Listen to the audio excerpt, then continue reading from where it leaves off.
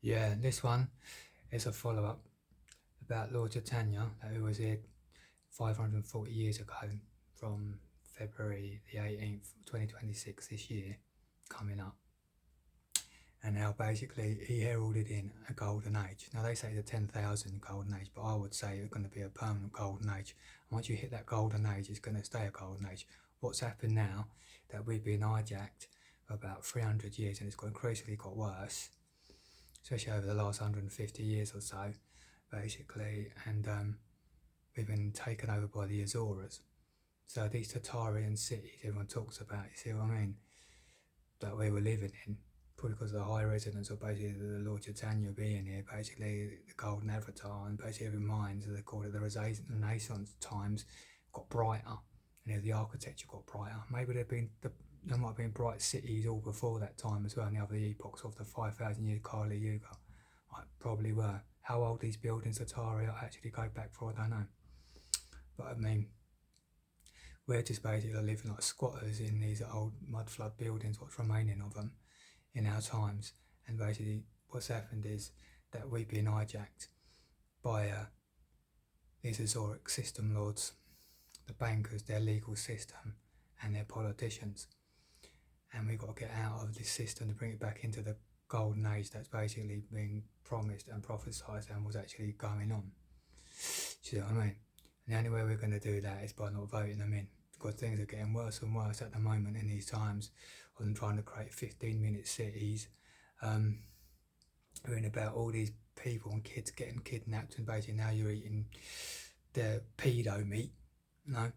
So I mean, there's people it's just getting worse and worse. The escalation is getting worse and worse. Do you see what I'm saying? And the escalation for our escape. And it's going to hit a point in time where the only way you're going to beat them, pragmatically, realistically, right? And this is the thing, what I bring as a resolution, is you've got to stop voting. See, people want to go, we want to change, we've got to come, we've got to do something, we've got to fight back. The question is, you've got to know the way of battle. And the only way of battle we got within our limited, refined, confined space of time of what we've got as a lawful right is not to vote. A lawful rebellion is how we outclass them. See, we outclass them of the second-class rulership of presidents and prime ministers that they've put there just to be basically, there's just third-tier yes men, basically doing their goon work as in political prisoners themselves. You see what I mean? And you've got to beat their first fortification, which is to not vote into their political parties. Now, more and more people, as a trend across the world, are getting to this point of realisation, to getting close to hitting 51% fairer gates in each country. But I know for UK, we're about 5 million people away from doing it. 1.2 really, but 5 million will there play it to.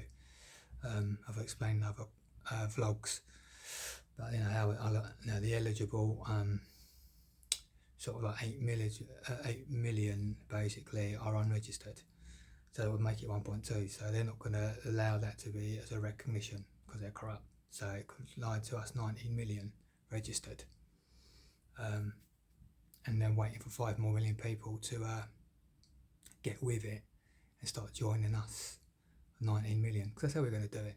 And that's that's the step one. But see, it's going to get worse and worse. You heard about these 15-minute cities. So the one that's all basically,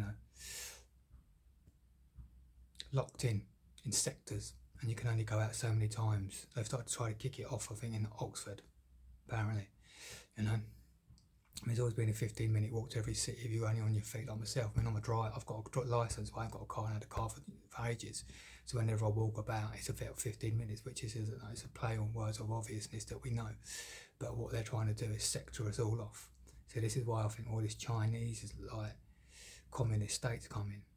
You see what I mean? And they're spying, because I think they're taking ideas from them or something. I don't know. I could be wrong on that, but they're trying to lock us all down and give us only one holiday a year or 3 years or whatever they're trying to bring in. Now we get closer to the 23. This escalation is getting more and more. So our next general election is 2029. So before that comes in, we need to stop them. We'll get another 5 million of us to get with it and stop voting and be the first country or get all the rest of Europe in, whatever first countries, because they're going to try and bring this everywhere, you know, and we've got to stop them from voting, stop people from voting into the system so we can beat the system. We don't need government, we just need each other, you know. We run all the industries, big and small.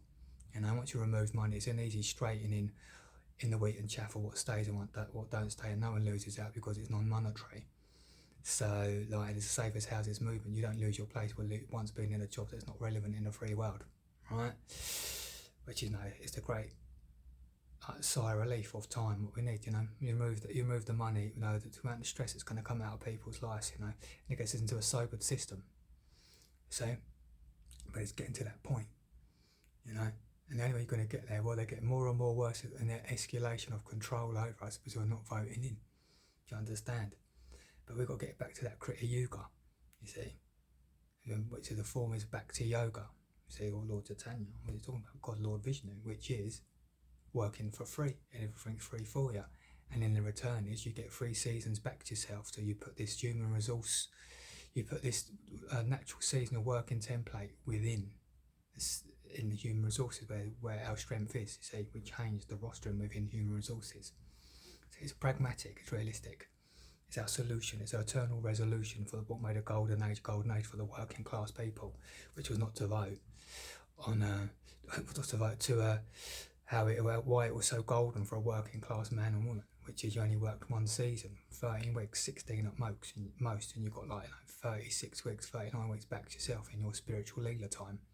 Because most of us in the dharmic world of career of bhakti service or free service world ain't going to have a full-time career as a full-time soul-fulfilling public service, like being a nurse or a fireman or a doctor or a policeman. You might be in departments helping them out around in the different departments, well, just jobs, or just jobs that are just jobs, you see. For example, like,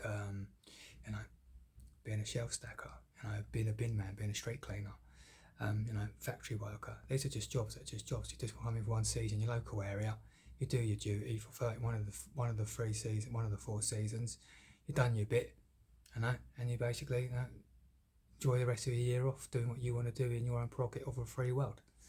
That's what made it basically a golden age. See? All the creative learning and more free time is all there. You're just booking up to turn up and all things in the work, rest and play. Again, that leads me on to basic Robert Owen, who freed us from the 16 hours that we were once working in. Like before he turned up 200 years ago and made it an 8 hours you work, 8 hours you sleep, and 8 hours you have recreation, your miles a day.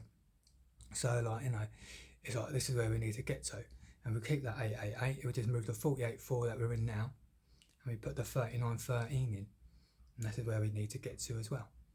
You see, this is the golden age, but the real reason we've got to hit the 51%, step 1, and then the conversation, as I say, continues about all these things and everything else, as it will, and it's gonna, 100%. And anyway, I'll leave it there for now, and I'll catch up another time. See you later.